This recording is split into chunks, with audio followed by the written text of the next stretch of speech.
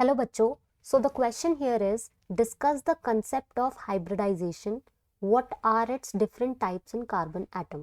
तो first part ये है and second part है what is the type of hybridization of carbon atoms marked with a star. तो first question पहले हम complete करते हैं. पहले first question समझ लेते हैं क्या कह रहा है first question. फर्स्ट क्वेश्चन कह रहा है कि आपको कंसेप्ट ऑफ हाइब्रिडाइजेशन बताना है और बताना है कि कौन कौन से डिफरेंट टाइप्स के कार्बन एटम्स होते हैं. ठीक है, तो on the basis of hybridization. तो सबसे पहले हम हाइब्रिडाइजेशन के कंसेप्ट पे जाते हैं. तो अगर हाइब्रिडाइजेशन की बात करें तो पॉलिंग नाम के एक साइंटिस्ट थे, पॉलिंग.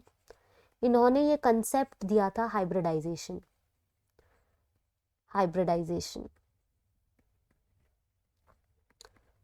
इनके हिसाब से ये था कि अकॉर्डिंग टू हिम कि एटॉमिक ऑर्बिटल कंबाइन करते हैं और नया इक्विवेलेंट ऑर्बिटल बनाते हैं जिनको हम हाइब्रिड ऑर्बिटल्स कहते हैं. मैं यहाँ लिख देती हूँ. एटॉमिक ऑर्बिटल कंबाइन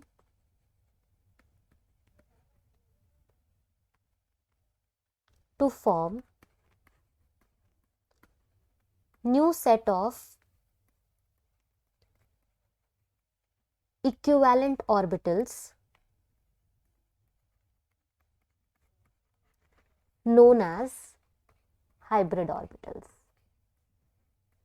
तो जो आपके एटॉमिक ऑर्बिटल हैं वो कंबाइन करते हैं, new set of equivalent orbital बनाते हैं जिनको हम हाइब्रिड एटॉमिक ऑर्बिटल्स कह सकते हैं या हाइब्रिड ऑर्बिटल्स बोलो, हाइब्रिड ऑर्बिटल्स बोलते हैं. ठीक है, अब ये प्योर ऑर्बिटल की तरह नहीं होते हैं. बेसिकली हाइब्रिड ऑर्बिटल हमारे बॉन्ड फॉर्मेशन में यूज होते हैं. किस में यूज होते हैं हाइब्रिड ऑर्बिटल? बॉन्ड फॉर्मेशन में.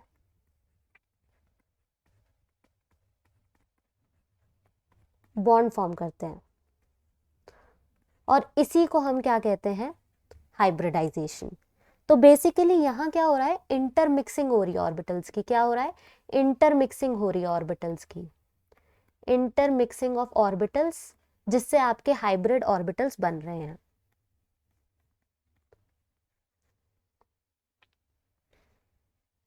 अब बेसिकली यहाँ पे अगर मैं एग्जांपल लूँ, फॉर एग्जांपल अगर मैं एक 2s ऑर्बिटल ले लेती हूँ, एक 2s ऑर्बिटल और 3 2p ऑर्बिटल ले लेती हूँ, 1 2s ऑर्बिटल और 3 2p ऑर्बिटल ले लेती हूँ. ठीक है, तो जब ये हाइब्रिडाइज करेंगे, जब ये बॉन्ड फॉर्मेशन करेंगे तो आपका क्या बन जाएगा? आपका बन जाएगा 4 न्यू sp3 ऑर्बिटल्स. क्या बन जाएंगे? 4 न्यू sp3 ऑर्बिटल. एक 2s ऑर्बिटल और 3 2p ऑर्बिटल है तो इससे मेरे क्या बन जाएंगे?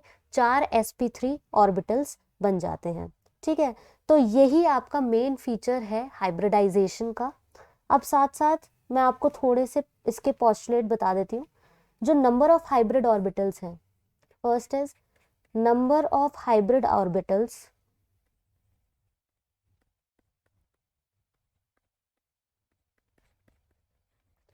are always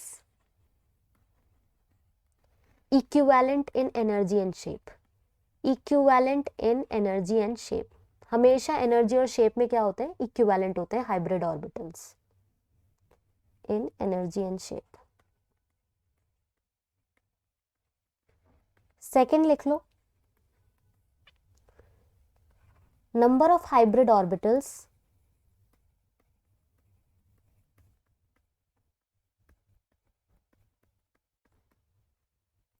is equal to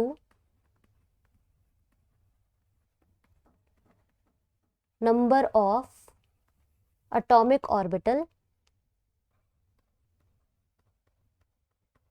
that get hybridized. जो हाइब्रिडाइज्ड हुए हैं एटॉमिक ऑर्बिटल उन्हीं के बराबर होंगे आपके number of hybrid orbital. Next हम बढ़ जाते हैं. Hybrid orbital form stable bonds. Hybrid orbitals stable bonds बनाते हैं. Hybrid orbitals form stable bonds.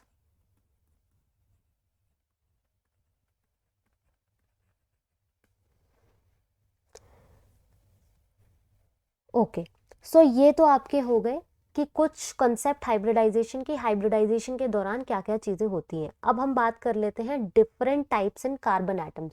Carbon atom में आपको डिफरेंट इसके टाइप्स बता देती हूँ। तो जो कार्बन एटम में अगर ये कार्बन कार्बन ट्रिपल बॉन्ड से लिंक कर रहे हैं तो इसको हम बोलेंगे, इस टाइप को बोलेंगे हम एल्काइन। अगर कार्बन डबल बॉन्ड कार्बन है तो इस टाइप को हम बोलेंगे एल्कीन। और अगर कार्बन सिंगल बॉन्ड कार्बन है तो इसको हम बोलेंगे एल्केन। ये टाइप्स हैं इसके, जिसमें different types of carbon atom के साथ ये जुड़े हुए दिख जाते हैं। एल्काइन जो है वो sp हाइब्रिडाइज्ड है, एल्कीन sp2 हाइब्रिडाइज्ड होता है और एल्केन sp3 हाइब्रिडाइज्ड होते हैं। तो ये 3 टाइप्स हैं हाइब्रिडाइजेशन की इन कार्बन एटम। ठीक है, तो अब ये चीज़ हमारी हो गई। अब हम सेकेंड पार्ट पे बढ़ते हैं। सेकेंड पार्ट जो क्वेश्चन का कह रहा है कि इसमें आपको बतानी है हाइब्रिडाइजेशन कार्बन की। तो वन बाय वन हम हर स्ट्रक्चर को लिख लेते हैं और एक्सपैंड करके लिखेंगे। जैसे कि पहला आपके सामने है CH2, CH2 double bond CH, C double bond O, OH। अब मुझे यहाँ पे 2 कार्बन्स पे इनकी हाइब्रिडाइजेशन बतानी, एक ये वाले कार्बन पे बोली है और एक ये वाली कार्बन पे बोली है। तो हाइब्रिडाइजेशन के लिए हम क्या करेंगे, हम सिग्मा बॉन्ड और लोन पेयर काउंट करते हैं। ठीक है, तो इस कार्बन पे अगर मैं देखूं तो एक सिग्मा बॉन्ड, दूसरा सिग्मा बॉन्ड और तीसरा सिग्मा बॉन्ड, ये रहा 3 सिग्मा बॉन्ड है, लोन पेयर कोई नहीं है। तो 3 सिग्मा बॉन्ड का मतलब क्या हो गया यहाँ पे, sp2 हाइब्रिडाइजेशन। नेक्स्ट इस कार्बन पे देखूं, सिग्मा बॉन्ड काउंट करूंगी कार्बन पे 1, 2 और 3। यहाँ पे भी 3 सिग्मा बॉन्ड है, लोन पेयर कोई भी नहीं है कार्बन पे, तो ये भी sp2 हाइब्रिडाइज्ड हो जाएगा। ठीक है, अब हम बढ़ जाते हैं इसके बी पार्ट पे। ये तो ए पार्ट था, अब हम बी पार्ट पे बढ़ जाते हैं। इसके बी पार्ट का भी बना लेते हैं। CH3, CH2, OH। अब मुझे किस किस कार्बन पे बतानी है इसकी हाइब्रिडाइजेशन, वो देख लेते हैं। हमें बोला है सिर्फ इस कार्बन पे बताओ कि क्या हाइब्रिडाइजेशन होगी। तो सिग्मा बॉन्ड काउंट करूंगी एंड लोन पेयर। तो इस कार्बन पे 1 सिग्मा, दूसरा सिग्मा, तीसरा सिग्मा एंड चौथा सिग्मा, 4 सिग्मा बॉन्ड है, 4 सिग्मा बॉन्ड है।